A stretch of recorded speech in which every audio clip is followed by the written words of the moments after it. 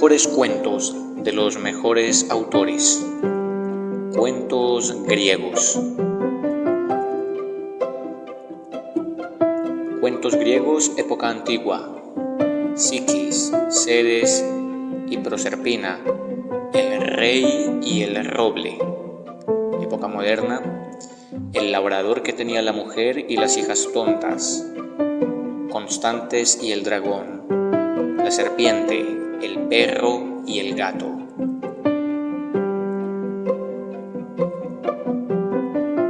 Cuentos griegos. Prólogo. Es muy interesante comparar los antiguos cuentos griegos con los de épocas más antiguas y también con los de tiempos más recientes. Para los antiguos griegos, todos los dioses de su mitología eran hermosos. La tierra, el aire, el mar, el cielo, la tormenta, los bosques y las flores eran manifestaciones del poder espiritual de sus divinidades. La libertad, el aire y la alegría eran elementos de la religión griega y bien reflejaban en todas sus historias en las que irradia la belleza. Los dioses modificaron la primitiva adoración del sol de las tribus arias y empezaron a imaginar como personajes reales al sol y el viento. De ello se desarrolló la creencia en muchos dioses y diosas. En su mitología todo estaba vivo y aún los lugares más apacibles de la tierra eran las viviendas de las ninfas, de los faunos y los sátiros. Y aún concedieron naturaleza semidivina a los héroes, creyéndolos dotados de un poder sobrenatural. Es curioso hacer notar la semejanza básica que existe entre la leyenda de Psiquis y la más moderna de Lohengrin. Y aún es fácil imaginar que esta tradición o fábula tiene un origen mucho más antiguo que el de la Grecia clásica. En efecto, es preciso tener en cuenta que si bien consideramos a los griegos como creadores de muchas formas de belleza en todas las artes, en realidad recibieron las ideas básicas de otros pueblos más antiguos todavía, aunque ellos tuvieron el acierto de rodear aquellos mismos mitos de formas bellas y armoniosas y con tal perfección que, sin miedo de pecar de exagerados, puede afirmarse que desde entonces nada se ha hecho capaz de mejorar sus creaciones artísticas. En cuanto a la literatura folclórica moderna de Grecia, tiene caracteres más humanos y menos clásicos. Ya no toma por héroes a los dioses, sino a los dragones, a los animales, la magia y la astucia. En otros casos, como en el cuento del labrador, que tenía la mujer y las hijas tontas, refiérense simples sucesos de la vida vulgar y corriente, aunque caricaturizados, y en una palabra, las consejas de la Grecia moderna ya no tienen nada de particular. Podrían agruparse entre la masa de consejas europeas sin que se distinguiese de ellas por ningún carácter especial o por algún rasgo más ingenioso o poético. Época antigua. Psiquis. Cierto rey tenía 3 hijas muy celebradas en el país en que vivía, gracias a su extraordinaria belleza. Pero la más hermosa de las 3 era la menor, llamada Psiquis. De tal manera que cuando las jóvenes princesas iban a los templos, eran muchas las personas que al ver a la menor se figuraban estar en presencia de la misma Venus, diosa de la belleza, y algunos llegaron al extremo de ofrecerle guirnaldas que habían comprado o fabricado en honor de la diosa del amor y de la belleza. La verdadera Venus se irritó mucho al darse cuenta de aquella confusión sufrida por sus adoradores y decidió vengarse en la pobre Psiquis, que no tenía ninguna culpa de lo que sucedía. Un día, la diosa ordenó a Eros, o sea, el dios del amor, que hiriese a Psiquis con una de sus saetas auríferas, con objeto de que se enamorase de cualquier mendigo astroso y sucio, es decir, del hombre más desagradable y peor que se pudiese encontrar. Eros tomó su saeta, descendió a la tierra y se dispuso a cumplir la orden de su madre. Pero en cuanto vio a Psiquis, quedó admirado de su extraordinaria belleza, de modo que, sin darse cuenta, se hirió él mismo con una de sus flechas. Y así, en vez de ser causa de que Psiquis se enamorase de algún horrible y sucio mendigo, él mismo quedó preso en la red amorosa y con todo su corazón amó a Psiquis. Mucho antes de que ocurriese esto, las dos hermanas mayores de Psiquis se habían casado con otros tantos príncipes reales, según correspondía a su alto rango, mas a pesar de su superior belleza, nadie fue a pretender la mano de su hermana menor. El rey sospechó que eso pudiera ser debido a la cólera de Venus y, por lo tanto, fue a consultar a un oráculo acerca de la conducta que debería seguir. La respuesta recibida ya no le permitió sentir ninguna duda acerca del particular, pues el oráculo le dio la siguiente respuesta: «Viste a tu hija de novia y llévala a lo alto de la montaña. Allí hay un enemigo desconocido y alado al que temen todos los mortales y aun los mismos dioses que habitan el Olimpo, y ese desconocido enemigo se apoderará de ella como el gavilán de la paloma». El rey quedó tránsido de dolor, pero no se atrevió a desobedecer el mandato del oráculo. Por consiguiente, una noche, las doncellas de honor de Psiquis la vistieron su traje nupcial y, formándose luego una procesión con todos los servidores de su padre, la escoltaron hasta conducirla a lo alto de una roca que había en la cima de una elevada montaña. Allí, tristemente, extinguieron todas las antorchas que llevaban y dejaron a la pobre princesa sola y en plena oscuridad. En cuanto murió a lo lejos el rumor de los pasos humanos, Psiquis se sentó para entregarse al llanto y al temor. A cada momento creía oír el rumor de alas de algún dragón y aún sentir el dolor que le pudieran causar sus dientes y garras, pero en vez de que le correspondiese tan aciago sino, sintió la fresca brisa agitada por las alas de Céfiro, o sea, el viento del oeste, que suavemente levantó a la princesa del lugar en que estaba posada, luego hinchó las mejillas y con su poderoso soplo la mandó a un hermoso y verde valle, donde la dejó también con mucha suavidad sobre unas matas de violetas. El valle, iluminado por la luz de la luna, era apacible y suave, de modo que Psiquis olvidó todos sus temores y, fatigada al fin por las emociones sufridas, quedóse dormida. Al despertar por la mañana, vio una hermosa alameda de altos árboles y en ella un palacio maravilloso, ante cuya puerta principal manaba un hermoso surtidor de agua cantarina. Las grandes bóvedas del techo eran sostenidas por columnas de oro y las paredes estaban cubiertas de alicatados de plata. En cuanto al suelo, lo formaba un mosaico de piedras preciosas de todos los colores. Tímidamente, Psiquis atravesó la puerta principal del palacio y recorrió todas sus espaciosas estancias, cada una de las cuales le parecía más espléndida que la anterior.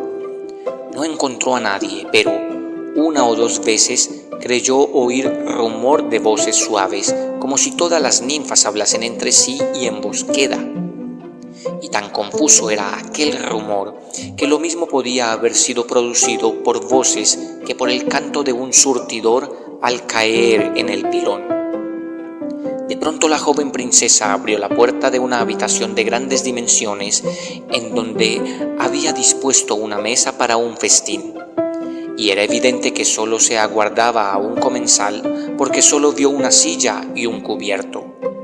Psiquis, con algún temor, sentóse en la silla y las ninfas del palacio o cualesquiera otros seres que lo habitasen y a quien pertenecían aquellas voces entreoídas acudieron a servir a la princesa Psiquis, aun cuando sin dejarse ver por ella. La hermosa joven comió deliciosas cosas y en cuanto hubo desaparecido el último plato, llevado por invisibles manos, resonó una música suave, un coro de voces armoniosas y luego un cantor que se acompañaba con una lira que, al parecer, tocaba por sí mismo. Cuando desapareció la luz del día para dejar sitio a la noche, Psiquis empezó a temblar de nuevo, pues temía que el dueño de aquel palacio fuese, al fin y al cabo, el monstruo alado de que hablara el oráculo y que, a la postre, fuese a apoderarse de ella. En ninguna de las puertas vio cerrojos ni manera de guardarlas.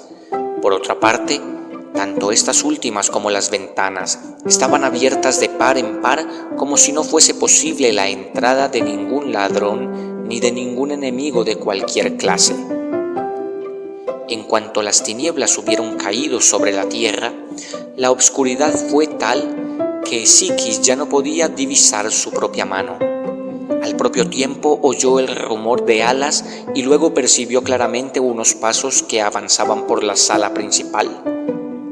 Estos se acercaron rápida y suavemente al asiento que la joven había ocupado y luego una voz dulce y musical le dijo: «Este palacio y todo cuanto contiene, hermosa Psiquis, es tuyo. Si quieres consentir en vivir en él y en ser mi esposa. Las voces que has oído pertenecen a 100 doncellas que obedecerán todos tus mandatos. Todas las noches yo vendré a verte, pero antes de que asome el día, tendré precisión de marcharme. No me exijas que muestre el rostro ni tampoco quieras saber quién soy. Confía en mí y no me pidas nada más». Estas palabras tuvieron la virtud de disipar por completo los temores que había sentido Psiquis de ser devorada en el acto, pero de todos modos no estaba muy segura de que aquella voz no perteneciese al monstruo. A partir de entonces, su misterioso amante fue a visitarla todas las noches, según le prometiera hacer. A veces ella esperaba ya su llegada con verdadera impaciencia, y en cambio otras, el rumor de sus alas la llenaba de terror. Un día, mientras cogía rosas en un lugar desde el cual podía divisar la roca de donde Céfiro la llevó hasta el valle, vio a sus 2 hermanas también en la cima de la roca llorando, golpeándose el pecho y al parecer desesperadas como si hubiese fallecido algún ser querido. Al oír luego que pronunciaban su propio nombre, comprendió que sus hermanas debían de llorar por ella, figurándose tal vez que había sido devorada en la cima de aquella misma roca. Las hermanas de Psiquis no siempre se mostraron bondadosas con ella, pero la joven princesa, a pesar de eso, estaba persuadida de que siempre la habrían querido. Aquella noche, cuando ya oscurecido, llegó su enamorado. Psiquis le rogó que le permitiese visitar a sus hermanas para comunicarles que estaba viva y que era feliz, y el ser misterioso, aunque al principio se negó a darle el consentimiento, al fin accedió a fuerza de ruegos por parte de la joven princesa. Al día siguiente, las 2 hermanas volvieron a la cima de la roca y Céfiro las condujo del mismo modo que a Psiquis hacia aquel valle encantador. Quedáronse asombradísimas al ver a su hermana y al darse cuenta de la buena fortuna que le había correspondido, pero en vez de alegrarse de ello, como era natural que hiciesen, sintieron en cambio una envidia extraordinaria. Entonces le dirigieron numerosas preguntas y manifestaron especialmente una gran curiosidad por saber quién era el dueño de aquel magnífico palacio. Psiquis, sin saber qué contestar, les dijo que se pasaba el día entero cazando por las montañas vecinas, y cuando llegaron a este punto en su conversación, Céfiro, notando que las 2 hermanas se mostraban demasiado curiosas, las arrebató en su poderoso soplo para llevarlas de nuevo a la cima de la roca. De este modo terminó aquella visita. Transcurrió algún tiempo y aunque Psiquis se consideraba feliz, empezó a cansarse de vivir sola y de nuevo sintió el deseo de ver a sus hermanas. Su enamorado se lo concedió por segunda vez, pero la apercibió de que no contestase ni aún hiciese caso de ninguna de las preguntas que le dirigieran acerca de él mismo. Además, la avisó muy especialmente de que si alguna vez intentaba verle el rostro, él se vería obligado a abandonarla para siempre, más y que también se desvanecería como un sueño el palacio en que entonces se hallaba. Al día siguiente, Céfiro volvió a llevar a las dos hermanas al valle como la primera vez. Las dos envidiosas princesas habían pasado muy malos ratos al recordar la extraordinaria fortuna de su hermana. Sus mentes llenáronse de malvadas ideas y entre ellas se pusieron de acuerdo para trazar plan mediante el cual esperaban destruir la dicha de su hermana menor. Así, en cuanto la vieron por segunda vez, dijéronle que, sin duda alguna, el dueño de aquel palacio debía de ser una serpiente alada de aspecto horrible, el monstruo a que aludió el oráculo, y que la gente que vivía en aquella montaña lo habían visto 2 días bajar al valle hacia el oscurecer. A pesar de que se haya mostrado tan bondadoso contigo, en realidad no espera más que el momento propicio para devorarte. Sabe que te quedarías aterrada si pudieses ver sus horribles escamas y por esta razón se niega siempre a dejarse ver por ti. Tú deberías seguir fielmente el consejo de tus hermanas, que son mayores y más prudentes que tú. Toma este cuchillo y cuando duerma el que crees tu futuro esposo, enciende un candil y contémplalo a su luz. Si nuestras sospechas resultan ciertas, córtale la cabeza y de este modo podrás salvarte de una horrible muerte. Dichas estas palabras, las dos hermanas de Psiquis le entregaron el cuchillo y se apresuraron a alejarse. En cuanto se vio sola, la pobre Psiquis no podía librarse de los temores que en ella despertaran las palabras de sus malvadas consejeras. Había desaparecido ya la fe que tenía en su futuro esposo, y díjose que sí, en realidad no tenía nada que temer. ¿Por qué se mostraba aquel tan deseoso de que no lo viera? ¿Por qué se ocultaba siempre en la obscuridad de la noche como si fuese un ladrón o un criminal? ¿Por qué temía las visitas de sus hermanas? ¿Por qué estaba dotado de alas? Y lo peor de todo, según recordó, estremeciéndose, fue que 1 o 2 veces le había parecido oír el roce de una serpiente sobre los suelos de mosaico o de mármol. En breve, obscureció y no tardó la joven en oír la llegada del desconocido. Aquella noche Psiquis no quiso hablar con él y, por consiguiente, el desconocido fue a encerrarse en una estancia donde había un lecho y se entregó al descanso. Entonces Psiquis, temblando de miedo, encendió varias lámparas, empuñó el cuchillo y se dirigió a la estancia en que yacía el desconocido. La luz del candil alumbraba de lleno su rostro y Psiquis, con gran sorpresa y alegría a la vez, no vio una escamosa serpiente sino a Eros, o el amor, el más hermoso de todos los dioses. Rodeaba su maravilloso rostro una profusión de rizos de color de oro y sus alas, blancas como la nieve, estaban plegadas en tanto que las plumas, tan delicadas como las diminutas escamas de las alas de una mariposa, se agitaban suavemente a impulso de la respiración. A los pies del dormido estaban su arco y sus flechas. Sobrecogida de sorpresa y de admiración, y así como también de horror por lo que estuvo a punto de hacer, Psiquis dejó caer el cuchillo. Luego, curiosa, tomó una flecha y con su punta de oro se pinchó uno de sus delicados dedos. Sosteniendo el candil por encima de su propia cabeza, volvióse a mirar por segunda vez a Eros, pero entonces ya dominada por el amor. Tránsida de felicidad contempló la belleza de su amado, pero la mano en que sostenía el candil temblaba tanto que una gota de su caliente aceite fue a caer en un hombro del dios.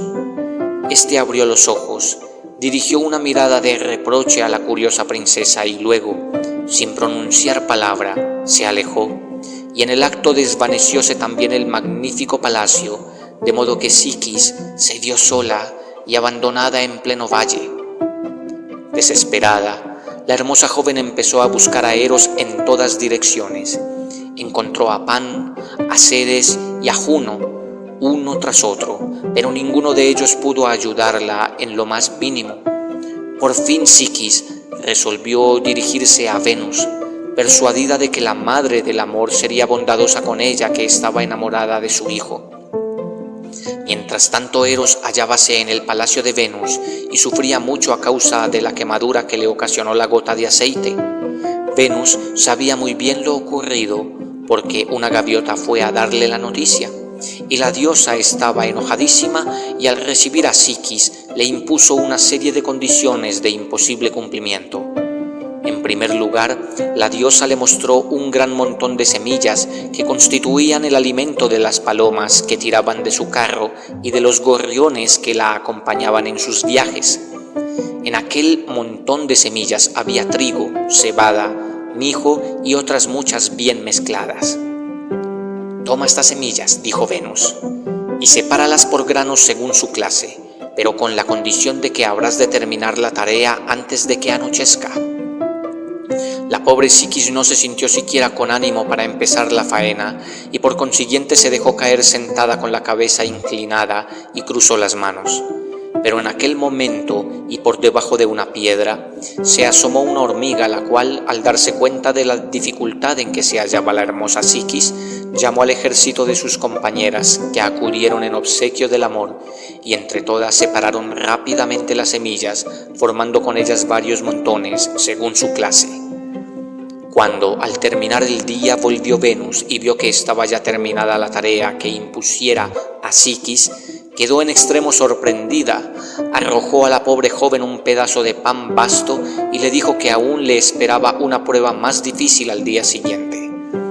Y, en efecto, en cuanto llegó la mañana, Venus llevó a Psiquis a la orilla de un ancho río y, señalándole una alameda situada en la orilla opuesta donde pasía un rebaño de ovejas de dorada lana, le dijo: «Tráeme alguna lana de esas ovejas».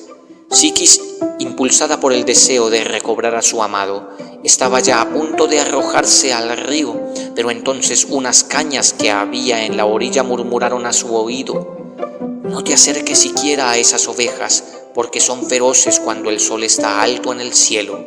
Espera a que la canción del río las haya adormecido. Entonces podrás ir y recoger cuanta lana quieras por entre las matas, pues las ovejas pierden mucha entre ellas al atravesarlas». Así, Psiquis aguardó a que el sol estuviera a punto de ponerse, entonces cruzó el río y regresó con los brazos cargados de dorada lana. Cuando Venus vio regresar a Psiquis sana y salva, se enojó aún más. «No es posible que hayas hecho eso sin consejo ajeno», exclamó, «pero ahora veremos si eres lo bastante prudente y juiciosa para merecer el honor de ser esposa de Eros. Toma este vaso de cristal y llénalo de agua de la fuente del olvido». Aquella fuente hallábase en la cima de una alta montaña. Su agua helada brotaba de una lisa roca a mucha mayor altura de la que pudiera alcanzar una persona cualquiera. Y mientras el agua descendía por su estrecho cauce, gritaba: «Apártate de mí, cuidado, morirás». A cada uno de los lados de la negra corriente había una cueva, y también en cada una vivía un feroz dragón. Cuando Psiquis llegó a aquel lugar y vio todo eso, quedó tan horrorizada que no le fue posible moverse ni proferir la menor exclamación. Sin embargo, también cumplió aquella orden, porque el águila de Júpiter, para la cual el amor había sido bondadoso, tomó el vaso de cristal y en lugar de la joven lo llenó él en la fuente. Psiquis se dirigió al encuentro de Venus, llevándole el agua y llena de esperanza de que aquella vez la habría dejado complacida. Pero Venus estaba más encolerizada que nunca. «Eres una bruja», exclamó. «De lo contrario no hubieras podido hacer nada de eso. Pero aún te queda otra prueba. Toma esta caja, llévala a la morada de Plutón y pregunta a Proserpina si podrás traerme una parte de su belleza. En cuanto Psiquis oyó estas palabras, tuvo la certeza de que Venus buscaba el modo de hacerla morir y, persuadida de la inutilidad de seguir luchando contra la diosa, subió por la escalera de una alta torre, dispuesta a arrojarse desde arriba. Pero las piedras de la torre le dijeron: «Oye, Psiquis, en ese oscuro abismo cubierto de plantas espinosas hay un sendero que conduce a la morada de Plutón. Toma un pan de cebada en cada mano y 2 monedas de oro en la boca. Luego echa a andar por esa senda. En cuanto llegues al río de los muertos, Caronte te pasará en su barca a cambio de una de tus monedas. Cuando llegues a la puerta del palacio de Plutón, guardado por el cancerbero, da a ese perro feroz uno de tus panes, y así te permitirá pasar. Entonces podrás penetrar en el palacio donde reina Proserpina. Ella te dará una porción de su belleza que encerrará en la caja, y así podrás regresar por el mismo camino. Al pasar darás el segundo pan al cancerbero y tu última moneda a Caronte, pero hemos de encargarte una cosa: que de ninguna manera mires al interior de la caja». Psiquis agradeció extraordinariamente este consejo y lo siguió en todos los detalles, con excepción de uno. A su regreso olvidó el consejo de no mirar al interior de la caja. Como el amor había huido de ella, sus sufrimientos fueron tan grandes que casi había desaparecido toda su belleza. Por consiguiente, creyendo que no sería malo apropiarse de una pequeña porción de la belleza de Proserpina, levantó ligeramente la tapa de la caja, pero entonces se escapó de ella un vapor casi invisible y sumió a la joven princesa en un profundo sueño. Y tal vez no despertara nunca más de él si el amor, curado ya de su herida, no pasara por su lado y la viese. El dios la sacudió hasta que despertó de nuevo y luego la mandó a presencia de su madre con la caja, en tanto que él emprendía directamente el vuelo hasta el monte Olimpo para referir a Júpiter todo lo ocurrido. El dios de los dioses y los hombres, después de escuchar la historia, dijo que Psiquis sería convertida en inmortal y en prometida de Eros. Inmediatamente fue despachado Mercurio para que fuese a buscar a Psiquis y la llevase al monte Olimpo, donde ya los dioses se habían congregado en torno de una mesa para celebrar un festín.